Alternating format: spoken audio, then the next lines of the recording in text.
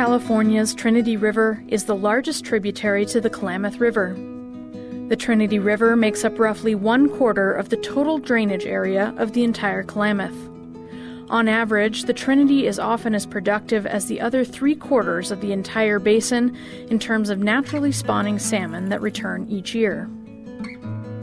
The Trinity River is born from the high mountains of the Klamath region in northwestern California.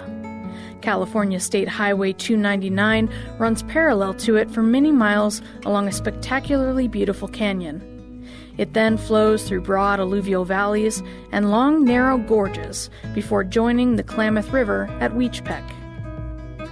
The Trinity River is a federally designated wild and scenic river and offers a wide variety of recreation opportunities. It offers abundant fishing, rafting, and kayaking options and is a critical resource to local communities. It also provides vital drinking water and agricultural water to both local and non-local users. The Trinity River feeds all of the diverse fishing communities. Tribal fisheries, commercial, and sport fisheries all reap from the bounty of the Trinity River. The Trinity River is also home to one of North America's most notable large river restoration programs, the Trinity River Restoration Program. This multi-agency 8-member partnership is responsible for the complex task of rehabilitating the 40 miles of fish habitat downstream of Lewiston Dam to the North Fork of the Trinity, as well as collaborating on the flow regime from Lewiston Dam.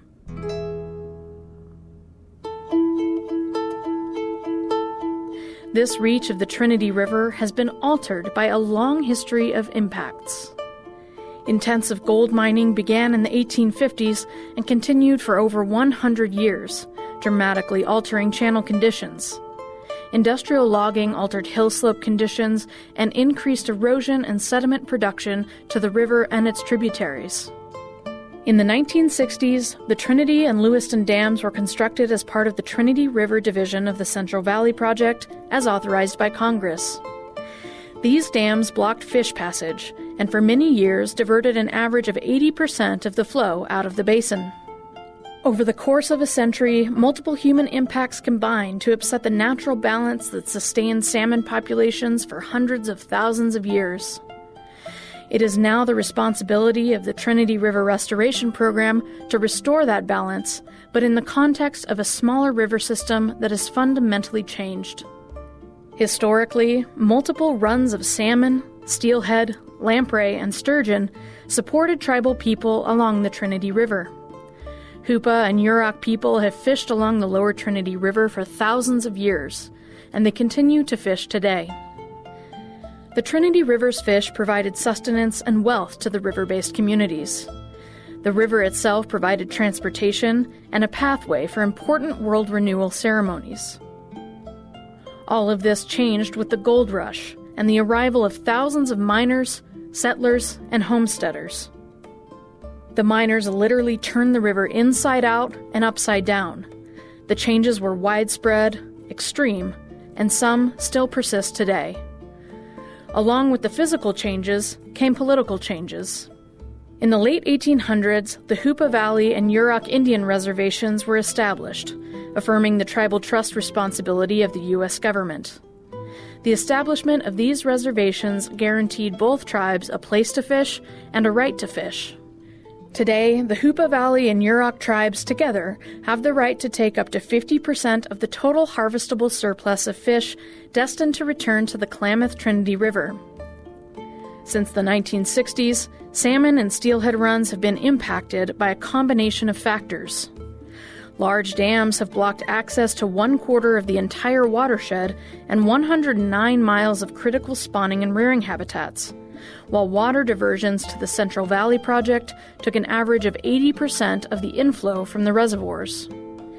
Meanwhile, intensive logging and agricultural practices, road construction, and land development introduced unprecedented volumes of sediment to the mainstem Trinity River. With the reduction in the mainstem river flows, the increased sedimentation wreaked havoc on an already degraded system. Pools filled with sand and gravel and spawning gravels were smothered with fine sediment. These factors took an immediate toll on the salmon and steelhead populations. Years of collaborative research by scientists working with tribal, state, federal, and local agencies resulted in the Trinity River Flow Evaluation Study of 1999. The goal of this study was to determine how to restore the salmon and steelhead populations of the Trinity River. The resulting Record of Decision, or ROD, provided specific measures and guidelines to restore in-stream flows, fish and wildlife habitats, and gravel bed load transport. It also created an organizational structure and facilitated a unique management partnership among federal, state, tribal, and county governments, as well as community and environmental organizations. The Trinity River Restoration Program's goals have remained unchanged since its inception, but the Trinity Management Council adopted a new statement of the goals in 2019. The long-term goals of the Trinity River Restoration Program are to restore the form and function of the Trinity River, restore and sustain natural production of anadromous fish populations in the Trinity River to pre-dam levels, and to facilitate full participation by dependent tribal, commercial, and sport fisheries through enhanced harvest opportunities. The program works within an important conceptual framework, adaptive management. Like the name implies, adaptive management allows the management process to evolve as new information becomes available. The goal of restoring the health and abundance of fish in the Trinity River involves multiple steps. Most importantly, there has to be enough water for fish at the right times for both juvenile and adult biological needs. Juvenile salmon and steelhead need side channels and shallow edgewater habitats to maximize their growth and ensure a safe haven from predators. Since 2005, 3/4 of the 47 planned rehabilitation projects have been completed. There's a variable flow regime where an average of 50% of the Trinity River's natural inflow is available for restoration purposes. Watershed restoration has abated fine sediment impacts, and sediment augmentation and flow management have recovered a more dynamic river channel.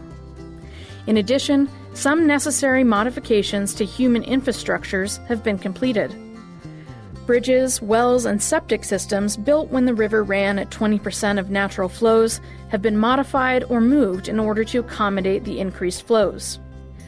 Today, the Trinity River Restoration Program is on the way to implementing its mission of protecting and restoring salmon and steelhead populations by restoring flows and river processes that will provide optimum habitat for salmon and steelhead recovery. Since the impacts of the dams and diversions were first recognized in the 1960s, it has been a long process to create a collaborative approach to undertake one of the largest river restoration programs in the country. Each year, the program learns more from monitoring and assessment efforts, and the adaptive management process continues. Effectiveness monitoring provides feedback to rehabilitation site designers to inform future restoration efforts and help facilitate adaptive management of the program. Results of the restoration activities are becoming tangible. There's an increased trend in the number of Chinook smolts that survive per adult spawner, an increase in juvenile rearing habitat areas at channel rehabilitation sites, and the restoration reach has been returned to a gravel-bedded river with diverse habitat areas for adult and juvenile salmonids. Like the logo says, restore, adapt, and improve.